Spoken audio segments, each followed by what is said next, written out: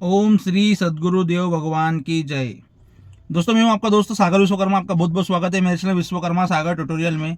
तो दोस्तों आज के वीडियो में मैं आपको एक जानकारी देने वाला हूं दोस्तों, जो कि आपको नहीं करना है। वो गलती मैंने करी थी, मुझे अब उसको रियलाइज़ हुआ है और मैंने अभी थोड़ी जानकारी जुटाई है, जिससे मुझे ये लगा है कि यार ये वाली गलती मुझे नहीं करना चाहिए थी। तो मैंने वही सोचा कि आपको भी बता दूं कि जो गलती मैंने करी है वो गलती आप बिल्कुल मत करना दोस्तों, नहीं तो आप बहुत बड़ी परेशानी में फंस सकते हो। तो क्या है वो गलती, आज उसी के बारे में बात करेंगे। दोस्तों आप चैनल पर नहीं तो प्लीज़ चैनल को सब्सक्राइब कर ले, ताकि ऐसी वीडियो का नोटिफिकेशन आपके पास सबसे पहले पहुंचे। वीडियो को आप जरा सा भी स्किप मत कीजिएगा दोस्तों। तो दोस्तों ये वीडियो की शुरुआत करते हैं। दोस्तों क्या होता है कि आपने कोई सा भी लोन लेके रखा हो, इस लोन में मैं सिर्फ अनसिक्योर्ड के बारे में बात नहीं करूंगा। इसमें आप सिक्योर लोन को भी ले सकते हो, चाहे कोई सा भी लोन हो आपके ऊपर, चाहे कोई सा भी लोन हो। अगर आपने उसका डिफ़ॉल्ट किया है, चाहे क्रेडिट कार्ड हो, पर्सनल लोन हो, अपना होम लोन हो, कार लोन हो, चाहे कोई सा भी लोन हो, अगर आपने उसका डिफ़ॉल्ट किया है, आप पैसे देने में सक्षम नहीं, आपके ऊपर चाहे कोई सी भी परेशानी हो, चाहे नौकरी छूट गई हो, चाहे आपका बिजनेस में लॉस हो गया हो, चाहे आपका मेडिकल प्रॉब्लम हो, किसी ने आपको धोखा दे दिया है जैसे मुझे दिया हुआ है, तो कोई सा भी आपका प्रॉब्लम हो, तो आप क्या है कि पेमेंट अभी इनका नहीं भर पा रहे हैं। तो सबसे पहले क्या होता है कि अगर कोई सा भी अगर आपने लोन लेके रखा हुआ होता है, तो उसका जो पेमेंट कटता है, यानी जिसकी ईएमआई आप भरते हो, तो वो कौन से मोड से भरते हो? आपके अकाउंट से तुरंत कटती है किस्तें, जिस तारीख में आपका ईसीएस लगा होगा। तो आप क्या करते हैं कि उस ईसीएस के थ्रू आपका पेमेंट आपके अकाउंट से कट जाता है। अब क्या है कि अब जब आप पेमेंट नहीं भरोगे, तब उस समय वो पैसा कैसे कटेगा? तो वो कैसा कटेगा? जब आपके अकाउंट में होगा तब तो कटेगा ना, आप तो पैसा तो भरेंगे ही नहीं। तो आपके अकाउंट में पैसा होगा नहीं तो आपके अकाउंट से कटेगा नहीं। तो क्या होता है, वो ईसीएस बाउंस हो जाता है। अब बहुत से लोग क्या बोलते हैं कि यार ईसीएस कैंसिल कर सकते हैं क्या? तो देखो, ईसीएस कैंसिल तो आप कर सकते हो। कैंसिल करने के लिए कोई उसमें कोई वो वाली बातें नहीं, आपको बैंक में लेटर देना होता है, ईसीएस कैंसिल हो जाता है। लेकिन उस ईसीएस कैंसिल होने से आपके आपके ऊपर क्या क्या चीज़ें लग सकती है, आपके ऊपर कौन सी धाराएं लग सकती है, आप कितना नुकसान में आ सकते हो, ये आपको सोचना है। क्योंकि देखो दोस्तों, मैंने भी क्या है ईसीएस कैंसिल किया है। मेरे जो भी मेरे पर्सनल लोन चल रहे थे, उसका मैंने ईसीएस कैंसिल किया। कार लोन का भी किया हुआ है, लेकिन कार लोन का पेमेंट तो मैं भर रहा हूँ। जब उसकी डेट आ जाती है वापस से, मैंने मेरा एक बैंक में ईसीएस लगवा दिया। एक कार का अभी भी जिसमें मैं बैठा हूँ, इसका ईसीएस कैंसिल है, और इसका मैं ऑन टाइम पे पेमेंट इनका ऐप पे जाकर के, लिंक पे जाकर के मैं पेमेंट कर देता हूँ। हालांकि इसमें भी मेरे को ईसीएस ऑफिस जुड़वाना है। लेकिन जो पर्सनल लोन वाला जो मैंने ईसीएस हटाया हुआ है, वो लोग मेरे खिलाफ क्या कर सकते हैं, ये आज मैं इसके बारे में आपको जानकारी दूंगा। तो दोस्तों क्या होता है कि अगर आपने पेमेंट इनका नहीं किया और आपने ईसीएस कैंसिल कर दिया, पहले मैं खुद बोलता था कि ईसीएस कैंसिल कर दो, कोई दिक्कत नहीं है, लेकिन अभी कुछ जानकारी मुझे ऐसी मिली हुई है कि इसमें क्या है, 420 का केस आपके ऊपर लग सकता है। क्यों लग सकता है? क्योंकि आपने धोखेधड़ी से ईसीएस कैंसिल किया है, ये बैंकों को लगता है। तो बैंक क्या है, आपके ऊपर 420 का केस कर सकती है, क्योंकि उनको राइट्स है।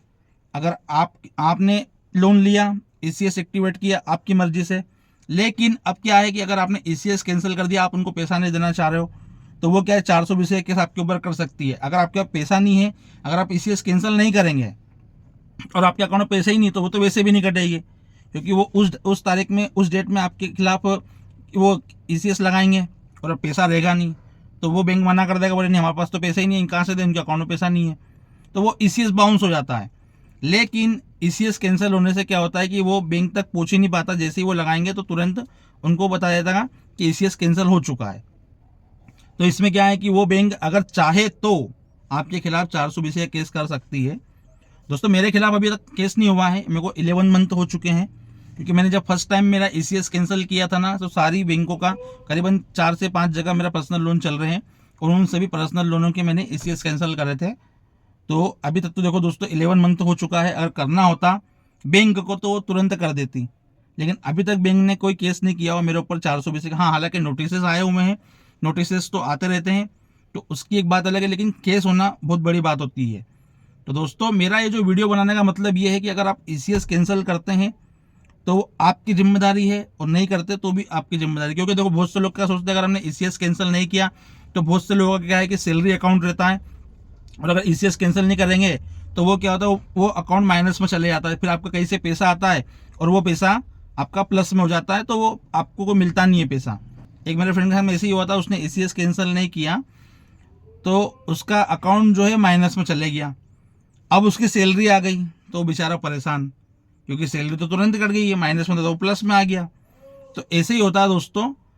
बहुत से लोग ये सोचते हैं कि यार ईसीएस कैंसिल कर देना चाहिए या नहीं कर देना चाहिए। तो देखो, दोनों चीज़ों में मैंने आपको बता दिया, अगर आप करते हो तो 420 का केस बैंक कर सकती है। हालांकि वो करती नहीं है, वो एक वजह दूसरी है, क्योंकि बैंकों को आपसे पैसा लेना है, न कि आपको जेल में डलवाना है। 420 के केस में 7 साल, ज़्यादा से ज़्यादा 10 साल की सज़ा होती है दोस्तों, और कम से कम 2 साल। तो ये सब मैं सारी चीज़ें आपको इसलिए बता रहा हूँ क्योंकि बहुत सारी गलतियाँ लोग करते हैं। इसी से रिलेटेड बहुत सारी जानकारियाँ हैं कि आपको करना चाहिए या नहीं करना चाहिए, करेंगे तो क्या होगा, नहीं करेंगे तो क्या होगा। बहुत से लोग सोचते हैं हमारा जो भी सैलरी अकाउंट है उसको बचा ले ईसीएस कैंसिल करके। मेरे तो देखो, मेरा मानना यही था कि अगर केस करना होगा बैंक को तो ईसीएस बाउंस का भी केस कर सकती है, 420 का भी केस कर सकती है। तो जब 420 का केस होगा तो ऐसा तो ही नहीं कि आपको सीधे वहाँ पे खड़ा कर दिया और आपको सीधे जजमेंट दे दिया कि आपके खिलाफ ऐसी कार्रवाई हो जाएगी। आपको भी बोलने का हक दिया जाएगा, ऐसी तो कोई बात नहीं है। तो बहुत से अभी वकील साहब भी बोल रहे थे, बोले कि आपने अगर कर दिया तो ऐसा। तो वकील साहब भी एंड में यही बोले, बैंक करती नहीं, इसलिए नहीं करती क्योंकि बैंक को आपसे पैसा चाहिए। अगर आपको जेल ही करवाना होती तो ऐसे तो सारे जितने भी जो इंडिया में जो डिफॉल्टर घूम रहे हैं सभी जेल में होते आज के समय में, क्योंकि ईसीएस बाउंस का तो कर ही देती है ना। पैसा ही नहीं दोगे तो ईसीएस बाउंस का लग जाएगा, ईसीएस कैंसिल करोगे तो 420 का लग जाएगा। बैंक अगर केस कभी सभी पे करने पे आ जाए तो ये बताओ, देश की जो करीबन 20% जो जनसंख्या है वो तो जेल में बैठी होगी। तो दोस्तों यही होता है, आपको ईसीएस से रिलेटेड कोई भी जानकारी चाहिए तो आप आपके ऊपर निर्भर रहिए कि आपके साथ में क्या क्या सिचुएशन है। आप आपकी सिचुएशन को देख के कीजिए। 11 मंथ हो गया, मेरे ऊपर अभी कोई केस नहीं हुआ 420 का। तो दोस्तों वही मैं आपको बताना चाह रहा हूँ। और ऐसा नहीं है कि मेरे ऊपर नहीं हो तो आपके ऊपर नहीं होगा, ये चीज़ का भी आप जानकारी रख लीजिए, क्योंकि बैंक है, कब कौन किसके हत्थे चढ़ जाए। ऐसे तो तहसीलदार का नोटिस भी किसी के पास में नहीं आता, मेरे पास तो आ गया ना नोटिस। तो ऐसे ही होता है। आप ये मत सोचिए कि जो मेरे साथ में हो रहा है वो आपके साथ में नहीं होगा। ये तो मैं आपको जानकारी इसलिए दे रहा हूँ कि बहुत सारी जो चीज़ें होती है रिलेटेड होती है वो मैच खाती है, और बैंक क्या अधिकतर करती नहीं है। 420 का केस तो ये मान के चलो नहीं करेगी, क्योंकि क्या है कि वो करेगी तो फिर आपके खिलाफ 12.5% की ड्यूटी भरना पड़ेगी, जितना भी आपने लोन लिया होगा। कोई सा भी केस करने के लिए इनको 12.5% की ड्यूटी भरना पड़ती है दोस्तों। तो आपको क्या है कि बिल्कुल इससे डरना चमकना नहीं है। ईसीएस कैंसिल करना है या चाहे नहीं करना, ये आपके ऊपर निर्भर करता है कि आप कौन से सिचुएशन में आप हो। आप भी अपना, जब आप इस पोस्ट पे आ चुके हो, इस जगह पे आ चुके हो कि आप इतना पैसा लेकर के अभी नहीं भर पा रहे हैं, तो ये बहुत बड़ा दिमाग होता है उसके अंदर। दिमाग ये होता है कि आप बाकी परेशान हो, तो सारी चीज़ें आप जानते हो, आपका प्लस चाहे माइनस आप सारी चीज़ें जानते हो। तो आपको इतना समझाने की ज़रूरत नहीं है, क्योंकि हर इंसान को अपनी लड़ाई खुद ही लड़नी है। आप आपकी परेशानी आप खुद बेटर बता सकते हो, कोई आपको दूसरा बता नहीं सकता है। तो ये सब चीज़ें रहती है दोस्तों। तो ईसीएस कैंसिल करना है चाहे नहीं करना है, आप आपके द्वारा सोचिए। आपके ओपिनियन भी मुझे बताइए कमेंट में करके कि क्या करना चाहिए, क्योंकि देखो अब तो मैंने तो जो करना था वो तो कर दिया।